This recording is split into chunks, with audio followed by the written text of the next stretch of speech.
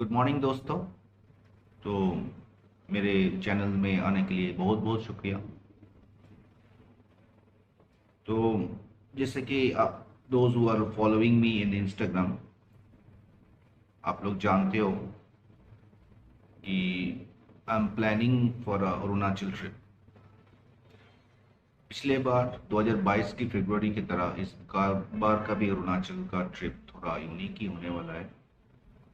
Last time हम लोग वालोंग काहो की बीथू वहाँ पे गए थे, एक्सप्लोर किया पूरा, साइकिल से गए थे। It was journey of life time and मेरे ख्याल से गिने चुने लोग हैं जिनको ये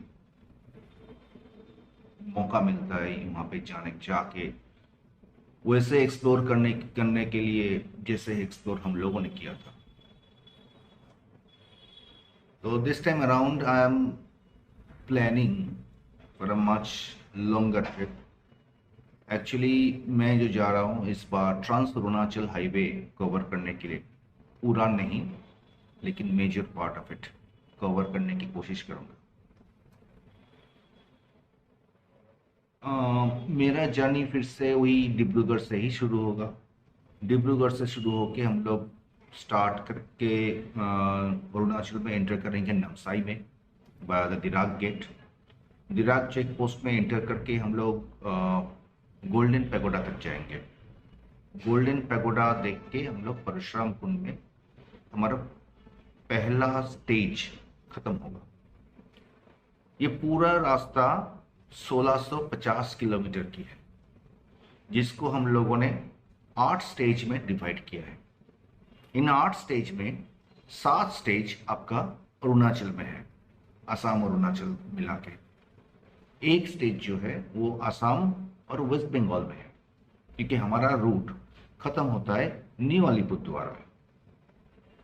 तो असम के डिब्रूगढ़ से शुरू करके हम लोग फर्स्ट स्टेज खत्म करेंगे परशुराम कुंड में वाया नमसाई। तो इस रूट में हमको गोल्डन पैगोडा और परशुराम कुंड, ये 2 जगह देखने को मिलेगा। राफली एक एक स्टेज 200 के आसपास रहता है। हमें ये तो नहीं पता कि ये 200 किलोमीटर रास्ता में जाने के लिए हमको कितना टाइम लगेगा, क्योंकि हमें एक्सप्लोर भी करना है। तो ये 7 स्टेज, ईच स्टेज ऑफ राफली अराउंड 200 किलोमीटर्स, हम लोग 14 दिन मान के चल रहे हैं। कोशिश तो यही रहेगी कि 14 दिन के अंदर अरुणाचल से बाहर आने के लिए, क्योंकि हमारा ILP जो है इनर लाइन परमिट, वो अभी तक के लिए जो मिली है वो 14 दिन की मिली है। I will explain it to you in a later in a moment why. तो जो मैं कह रहा था, तो पहला जो है वो परशुराम कुंड है, वहाँ पे जाके स्टेज खत्म होता है। लोहित के किनारे हम लोग एक नाइट या हो सके तो 2 नाइट गुजारेंगे, कोशिश तो यही रहेगी। उसके बाद हम लोग चले जाएंगे पासीघाट की तरफ भाया रोइंग, बॉमजीर, डम्बुक। तो ये जो बेल्ट है आपका रोइंग के बाद या रोइंग से थोड़ा आगे, यहाँ पे कुछ आर्कियोलॉजिकल साइट्स हमको मिलेंगे, फोर्ट्स वगैरह पुराना। और खास जो है इस जगह की वो है एप्पल ऑर्चर्ड्स। तो अक्टूबर या एंड या नवंबर में एप्पल्स तो नहीं मिलेंगे, sorry, not apples, actually orange, orange orchards. तो ऑरेंजेस तो नहीं मिलेंगे, वो दिसंबर में ही फलता है, दिसंबर जनवरी में। लेकिन हाँ, देखने को तो नहीं मिलेगा कि क्योंकि यहाँ पे भर भर के ऑरेंजेस के बगीचे हैं। और मुझे याद है कि जब हम लोग वालंग जा रहे थे फरवरी में, तब भी अपर साइड्स में ऑरेंजेस को वो लोग टोकरी में ले टोकरी में ले आके गाड़ी में लोड कर रहे थे और नीचे भेज रहे थे मार्केट में फॉर सेल। और खास यहाँ पे पासीघाट तक हमारा दूसरा स्टेज खत्म होता है। पासीघाट के बाद हम लोग आलो, दापोरिजो, तिरबिन के रास्ते जीरो आएंगे। यहाँ पे दो स्टेज है। पहला स्टेज पासीघाट से आलो होके तिरबिन, और फिर तिरबिन से जीरो। ये दो स्टेज हमको 4 से 5 दिन में कवर करना ही पड़ेगा, क्योंकि ये दो स्टेज इस रास्ते में सबसे बड़ा चैलेंज है।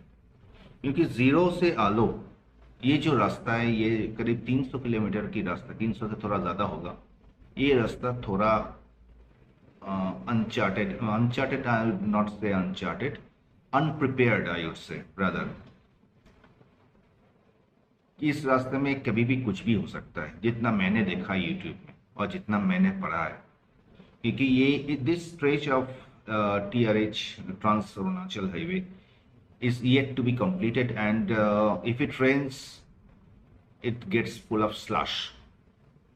तो भगवान जाने वहां पे क्या होगा हमारा। तो जीरो आने के बाद ईटानगर को बाईपास करके हम लोग चले जाएंगे सगाली। सगाली हमारा दूसरा स्टेज है, और वहां पे फिर सिप्पा होके हम लोग चले जाएंगे भालुकपोंग। ये हमारा अगला स्टेज होगा। भालुकपोंग से हम लोग तवांग की तरफ, ट्रांस अरुणाचल हाईवे के बारे में जिनको पता है उनको पता है कि ये रास्ता और तवांग से शुरू होता है और नमदपा में जाकर खत्म होता है। तो हम लोग ये तवांग और नमदपा, ये दो एंड को हम लोग छोड़ रहे हैं। हम लोग जो करेंगे, हम लोग भालुकपोंग होके भालुकपोंग गेट से निकल जाएंगे आसाम में।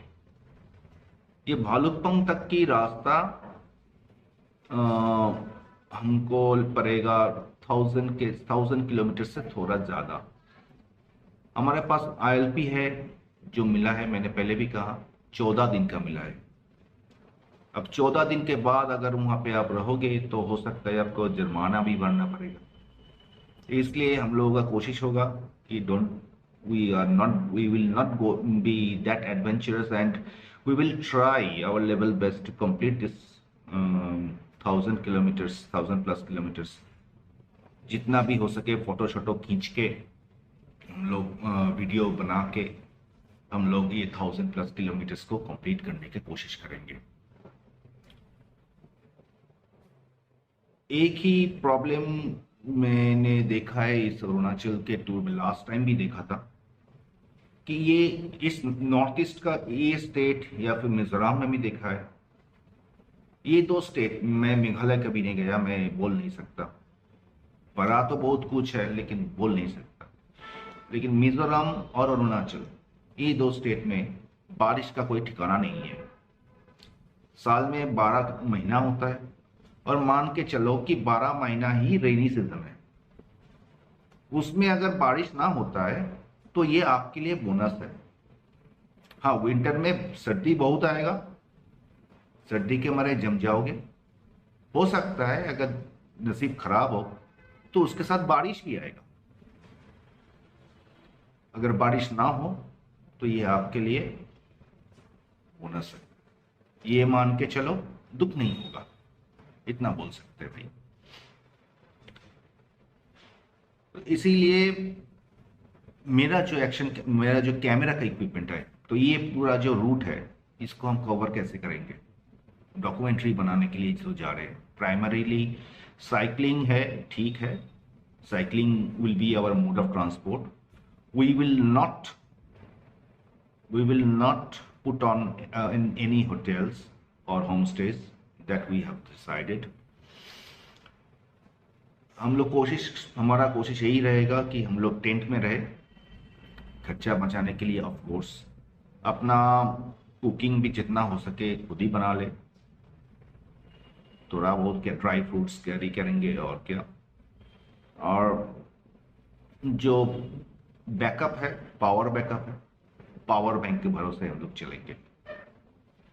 इसमें एक चीज है कि मेरे पास कोई गोप्रो नहीं है, तो डॉक्यूमेंट्री बनाने के लिए एक कैमरा चाहिए आपको। अब मोबाइल जो मेरे पास है ये वाला मोबाइल है, एंड एंड्रॉयड फोन जो होता है भाई, मेरा वाला तो वाटरप्रूफ नहीं है, और वाटरप्रूफ है कि नहीं है ये मुझे टेस्ट करने का कोई दरकार भी नहीं होता है।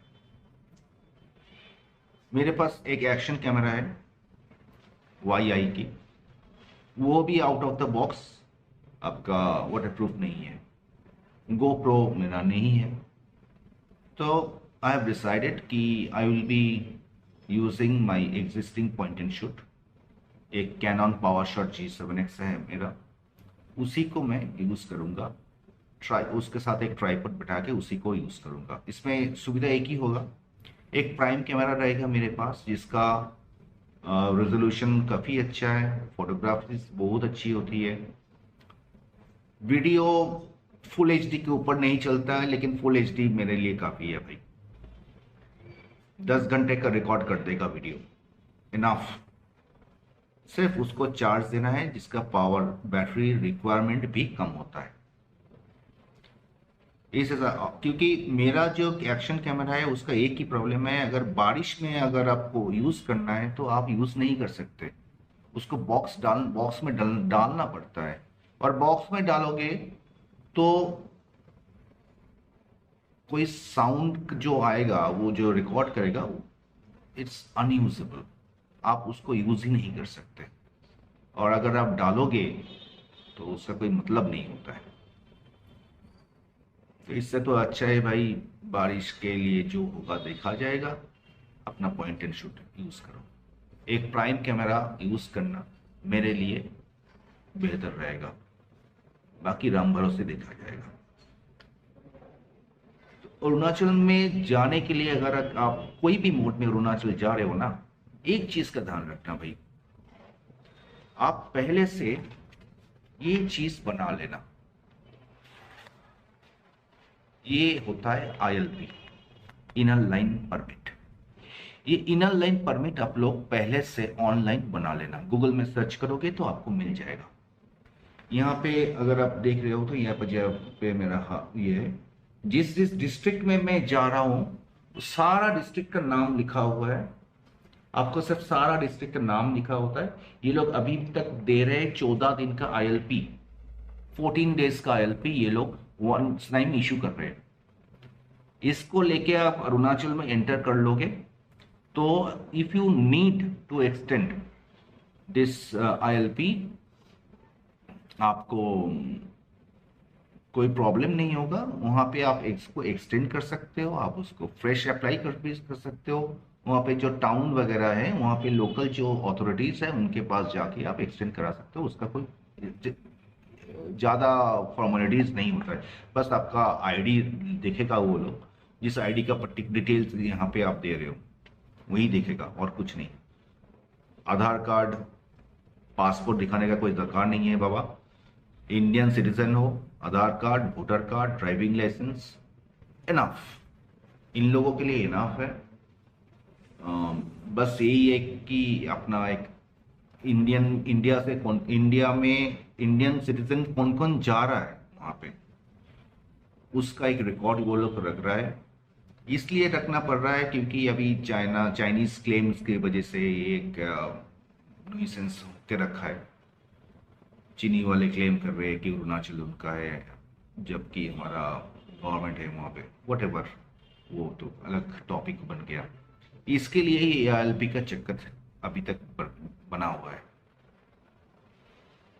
तो बात यही है,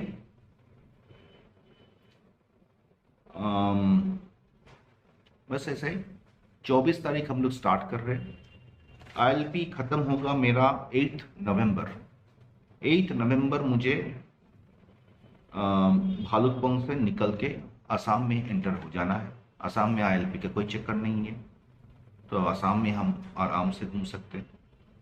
तो असम से आके हम लोग मीसामारी के रास्ते निकलेंगे, और वहाँ से फिर बोनगाईगांव होके हम लोग एंटर करेंगे बंगाल में, और अलीपुरद्वार से ट्रेन में हम वापस आएंगे।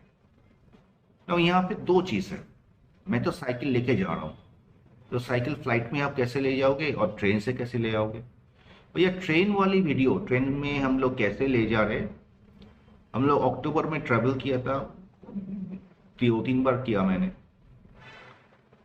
ट्रेन में कोई दिक्कत नहीं है, आप साइकिल लेके स्टेशन में जाओ, पार्सल ऑफिस में जाओ, उनको बोलो कि मुझे ट्रेन को एज अ लगेज वैन में लेके जाना है, तो वो लोग एक फॉर्म फिलअप करते हैं, करने के लिए बोलते हैं। पैकिंग शैकिंग जो जितना भी उन लोगों के हिसाब से जरूरी होता है, दे डू इट देमसेल्व्स। ज़्यादा चार्ज भी नहीं लगता है। मेरे ख्याल से न्यू अलीपुरद्वार से कलकत्ता तक की जो है वो 350 रुपया में आपका टोटल, इंक्लूडिंग कूली चार्जेस, लोग जो पैकिंग शैकिंग करते हैं उनका कूली चार्जेस सब कुछ हो जाता है उसमें। फ्लाइट में अगर आप लेके जा रहे हो तो थोड़ा कॉस्टली होता है, क्योंकि उसमें आपको पहले पैक करना पड़ता है। साइकिल को उनके हिसाब से पैक करना पड़ता है आपको। आप लोग अगर साइकिल खरीदे हो तो एक बॉक्स में साइकिल आता है, उसमें साइकिल का जो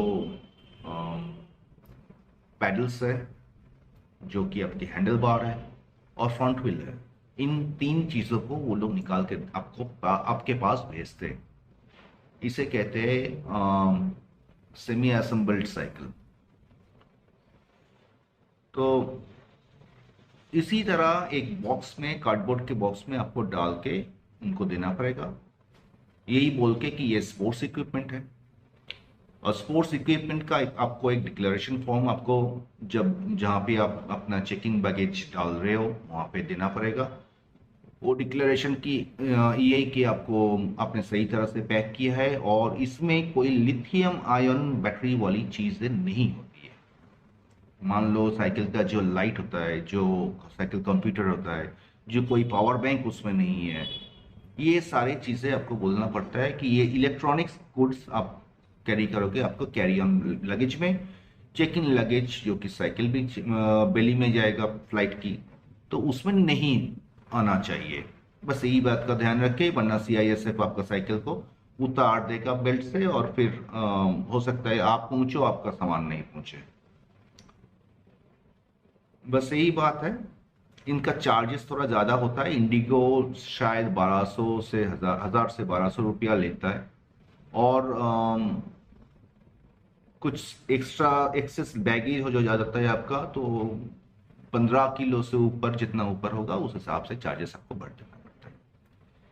बाकी तो यही है, आपको अपडेट्स देते रहेंगे। अगला वीडियो मेरा जो आएगा वो मेरा लगेज के आएगा, कैसे मैं लगेज पैक करता हूँ, क्या करता हूँ, मेरा कैमरा इक्विपमेंट्स क्या है। अगले हफ्ते ये वीडियो आप लोगों के लिए आएगा। तब तक के लिए हमें आज्ञा दीजिए और उम्मीद रखते हैं कि आप हमें फॉलो करेंगे। ट्रिप के दौरान भी जो वीडियोस हम लोग अपलोड करेंगे उसे भी आप लोग देखेंगे। आशा करते हैं कि आपको पसंद आएगी। तब तक के लिए चलो, चाओ।